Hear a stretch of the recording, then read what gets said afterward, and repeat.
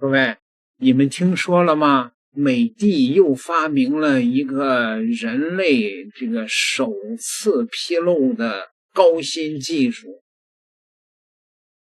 果然吶，這個自由的燈塔，這個光芒從未熄滅呀，連台灣的這些綠媒都在吹捧，還是美的厲害呀。那位說這個新技術是啥呀？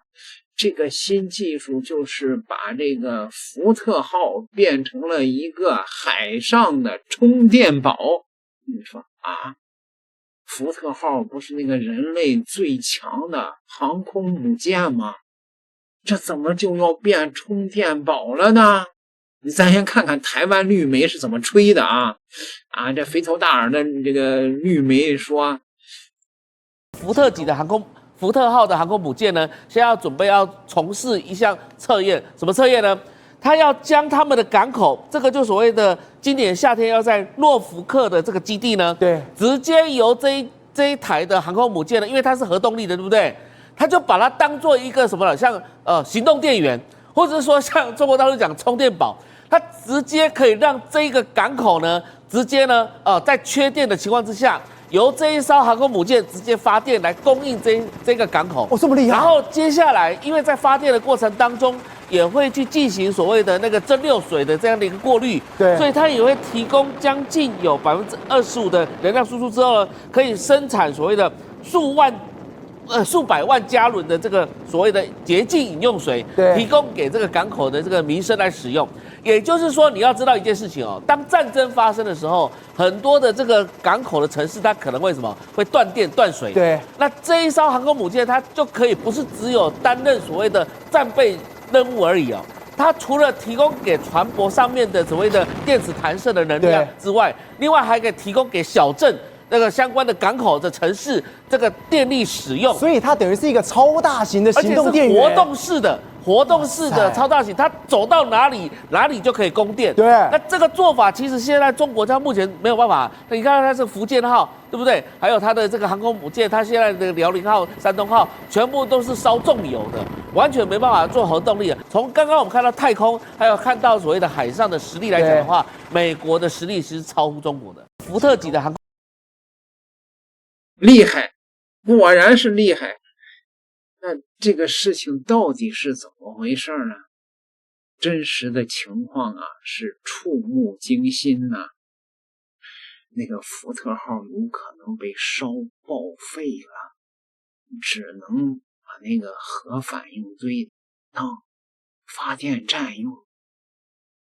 一艘艦11萬噸，一天內咆哮升空160架戰機。當傳統航母還在為能源分配精打細算時，福特號的綜合電力系統與 AEB 核反應堆已用近乎無限的澎湃動力重新定義全球海上航空霸權。近日，美國發起代號南方之矛的軍事行動，福特號航母戰鬥群在加勒比海已形成戰鬥力，總兵力超過了 1.5 萬人，是幾十年來在該地區的最大規模集結。作為美國海軍最新一代的核動力航母，福特號以接近130億美元的造價，成為美國乃至全球最昂貴的軍艦，與注重區域作戰的航母有很大不同。福特號的武器系統構建了一套全方位的攻防體系，除了傳統有人戰機，它首次裝備了大量無人作戰飛機，還有應對來自全域威脅的防禦武器，有提供中近程防空的拉姆導彈，也有攔截迫近的密集陣系統。這些武器與電子對抗系統相結合，形成了軟硬兼施的防禦體系。福特號航母以其 11.2 萬噸的滿載排水量、337米的艦長和78米的甲板寬度，成為全球尺寸最大的戰艦之一。儘管體型巨大且技術複雜，但福特號僅需約2600名船員，比尼米茲級減少了近800人。它的發動機代表了航母動力技術的頂峰，2台 AEB 壓水式核反應堆單堆造價高達30億美元，理論上可連續運行50年。總輸出功率達到28萬馬力，航速輕鬆突破30節。值得一提的是，福建艦採用常規動力加中壓直流綜合電力系統的組合，最高航速也能達到30節。尤其是中壓直流技術實現了電力智能調度，能在2到3秒內釋放7萬台空調滿負荷運行的能量，完美解決了常規動力航母支撐電磁彈射的世界級難題。而福特號的電磁彈射似乎並不完美，旗艦上配備了4套，設計平均故障周期為4166次，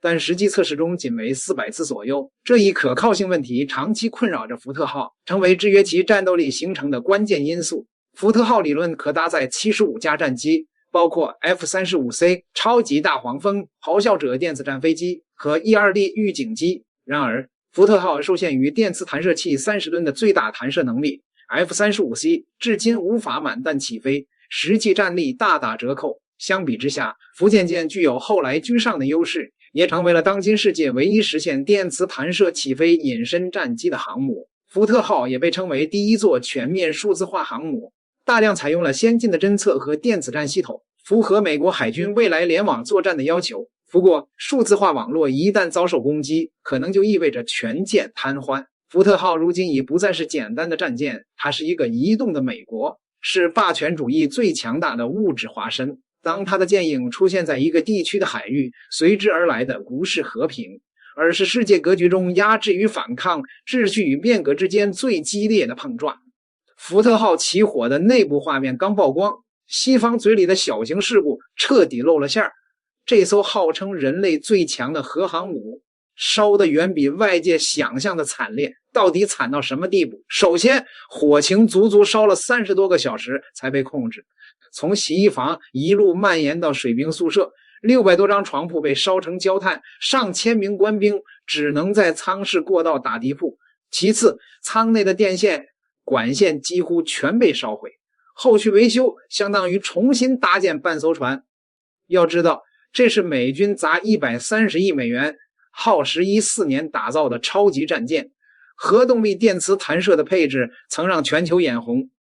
可就是這樣一艘無敵航母，沒遭敵軍一彈，反倒在開赴戰區的半道上自燃了。說它比電動車還不靠譜都不為過，燒到連官兵睡覺的地方都沒了，還談什麼作戰？福特號只能緊急返航，臨時停靠在克羅地亞。為什麼選克羅地亞而不是直接回國？背後藏着2層不能說的隱情。一是不敢歸航，起火原因至今成謎。如果是意外，那130億打造的航母是不是存在致命設計缺陷？或是建造时軍工集團偷工減料？有沒有像史密斯專員這樣的官員從中撈取巨額回扣？否則新銳航母怎會無故起火？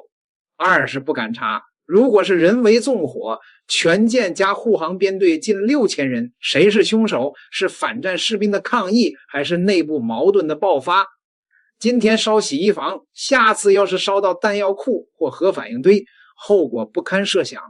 現在美軍已下令全艦人員禁止下船，相當於集體軟禁，怕的就是兇手趁亂逃離，也怕消息走漏引發連鎖反應。說白了，美軍就是不敢把家醜擺到台面上。要是查出貪腐，牽扯的可能是整個軍工利益鏈；要是坐實士兵縱火，美軍紀律嚴明的招牌徹底砸爛。不如先把艦隊扣在克羅地亞，等風頭過了再做打算，等着看吧。最後大概率是无疾而終，要麼查不出結果，沒人擔責，要麼找個小兵背鍋，背後的大人物全身而退，等美伊局勢降溫，福特號再回國大修，到時候軍工集團又能靠維修費賺得盆滿缽滿。這哪裡是意外事故，根本是美軍監管體系徹底失靈的縮影。經此一役，網上消息，福特號因過火30多個小時，可能要維修數年，原計劃是維修18個月，但是已經不現實了，甚至可能永遠只能當存在艦隊，不能進行海外作戰部署。現在五角大樓正在想，萬一真的福特號不能出海作戰，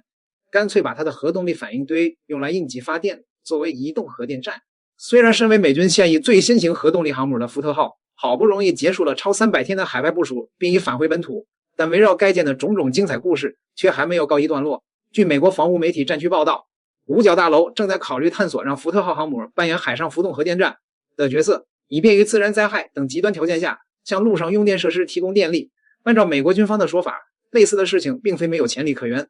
事實上，在上世紀20年代末期，美國海軍列克星敦號航空母艦就曾被用於向华盛頓州塔科马市供電。當時該市遭遇嚴重乾旱，水力發電站所依托的水庫基本乾涸，故發電站無法正常運轉，而搭載涡輪電力推進系統的列克星敦號航母，在蒸汽輪機全速運轉的情況下，可輸出約18萬馬力功率，轉化為電能就是13萬千瓦。得益於此，列克星敦號停靠於靠近塔科馬市的科爾曼港口後，就以多條電纜將艦內發電機接入該市電網，有力地撐起了塔科馬市百姓的用電需求。從這個角度來想，如今搭載2座 AEB 型艦用核反應堆，輸出功率約為28萬馬力，供電能力高達20萬千瓦的福特號航母，無疑也很適合在緊急情況下被拿來用作應急發電與供電。然而，美國軍方對該艦在這方面的副業所展開的探索，真的只是為了救災嗎？恐怕未必。我們知道，在此前的部署過程中，福特號一度燃起了一把持續時長超30小時，導致數百名艦員因吸入濃煙而被迫接受治療，且燒毀了超600張居住艙床鋪的艦內大火。儘管這起火災被認為並未傷及該艦無比重要的核反應堆艙、艦載機機庫、艦載機燃油油缸和艦載彈藥庫等，但人員居住艙卻受損嚴重，且部分艦內艙室的金屬艙壁很有可能因持續高溫燃燒而出現了永久性的应力變化和結構性損傷。按照美軍給出的說法，其預計福特號需接受約18個月的維修才能恢復狀態。但我們都知道，就以如今美國造艦工業極度羸弱的產能和工作效率，以及待維護艦艇動輒幾年起步的排隊時間來想，若福特號能在24個月的時間內完成一切修理工作，那都算是燒高香了。不排除該艦所需的實際修復工時將來到不低於2年、3年，甚至是更久的程度。於是乎，事情一下子就有意思了。按理說，內傷嚴重的福特號自然不宜在修復完畢前再度執行什麼部署任務，但偏偏該艦那2座動力澎湃的 AEB 反應堆毫髮無傷，故閒着也是浪費。在這種情況下，讓這艘不知何時才能修好的半殘航母去發電，顯然就很有幾分廢物利用的合理性了。當然，這依然頗具浪費色彩，但好歹比閒置在港口碼頭強不少。